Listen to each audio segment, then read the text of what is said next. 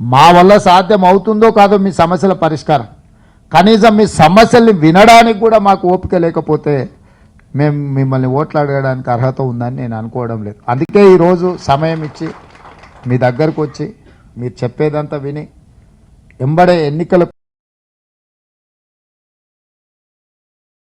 దీని మీద మళ్ళీ మేము సమావేశం జూన్ ఎండ్ లోపల, అంటే అసెంబ్లీ సమావేశాలు ఎట్లుంటాయి ఇవి ఎట్లుంటాయి ఒకసారి చూసుకొని జూన్ జూలైలో మా పాలసీ డాక్యుమెంట్ తయారు చేసి దీనికి ఒక ప్రత్యేక విభాగం, ఒక సీనియర్ ఐఏఎస్ ఆఫీసర్ను, ఒక వ్యవస్థను, ఇంక్లూడింగ్ పాస్పోర్ట్ తీసుకోవాలన్నా కూడా ఇక్కడికి వస్తే అక్కడ ఒక పాస్పోర్ట్ కౌంటర్ పెట్టి అప్లికేషన్ ఎట్లా నింపాలి నుంచి మొదలు పెడితే మీ పాస్పోర్ట్ ఎట్లా తెచ్చుకోవాలని కూడా సహాయం అందించాలన్న ఆలోచన చేస్తున్నాము.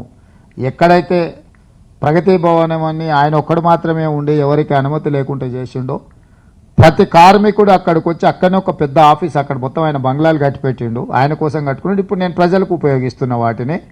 సో ఈ వెల్ఫేర్ బోర్డు అక్కడనే పెడతాం ఆఫీస్ అంతా. ఒక ఐఏఎస్ ఆఫీసరే కాకుండా ఆయన కింద ఒక 10 to 5 ఆఫీస్ ఫంక్షన్ చేసేటట్టు ఎవరు వచ్చినా వాళ్ళని కూర్చోబెట్టి ఏం సంగతి, ఎక్కడికి వెళ్ళాలనుకుంటున్నాం, ఏమనుకుంటున్నాం, నీకు పాస్పోర్ట్ కావాలన్నా పాస్పోర్ట్ కూడా అక్కడ ఒక కౌంటర్ ఇచ్చి పాస్పోర్ట్ అప్లికేషన్ నుంచి దాంట్లో ఏం వివరాలు పొందుపరచాలనో కూడా మీకు అసిస్ట్ చేయడానికి ఒక వ్యవస్థను ఏర్పాటు చేయాలనుకుంటున్నాము. ఎక్కడైనా ఏదైనా సమస్య వస్తే టోల్ ఫ్రీ నెంబర్తో పాటు మీరు అక్కడికి వస్తే ఆ వివరాలు నోట్ చేసుకొని రాష్ట్ర ప్రభుత్వం తరఫున ఏ దేశమైనా సరే నెగోషియేట్ చేయడానికి ఒక వ్యవస్థను ఏర్పాటు చేయాలనుకుంటున్నాము. ఎందుకంటే మీ తరఫున మీరు మాట్లాడాలంటే మీకు సమస్య అవుద్ది, మీరు మాట్లాడినా వినేటోళ్ళు ఉండరు. కానీ అదే ఒక రాష్ట్ర ప్రభుత్వమే ఆ దేశంతోని లేకపోతే ఆ ఎంబసీతోని లేకపోతే ఆ సంస్థతోని మాట్లాడడానికి దిగితే సగం సమస్యలు ఆటోమేటిక్గా పరిష్కారం అయిపోతాయి. అట్లాంటి వ్యవస్థను కూడా పకడ్బందీగా మన రాష్ట్ర ప్రభుత్వం ఏర్పాటు చేస్తుంది.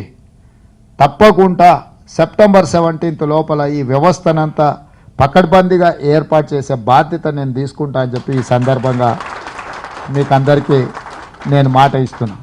అదేవిధంగా ఈ సమస్యలు ఒక రాష్ట్ర ప్రభుత్వం పరిధిలోనే కాదు, విదేశాంగ విధానం కూడుకున్న విషయం ఇది. అంటే రాష్ట్ర ప్రభుత్వ పరిధిలో కొన్ని ఉంటాయి, కేంద్ర ప్రభుత్వ పరిధిలో ఇంకొన్ని ఉంటాయి. ఇది రాష్ట్ర కేంద్ర ప్రభుత్వాలు కలిసి సమన్వయంతో చేయాల్సిన కొన్ని సమస్యలు ఉంటాయి.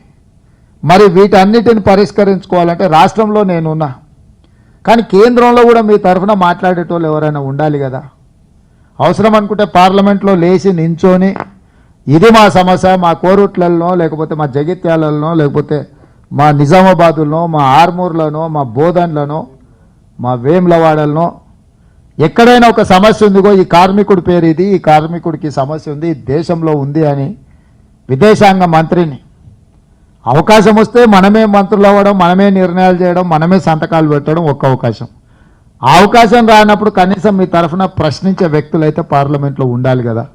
ఇప్పటి వరకు మీరు చాలా మందిని పంపించారు, మీ తరఫున మాట్లాడిన వాళ్ళు ఉన్నారని నేను అనుకోవడం లేదు పార్లమెంట్లో.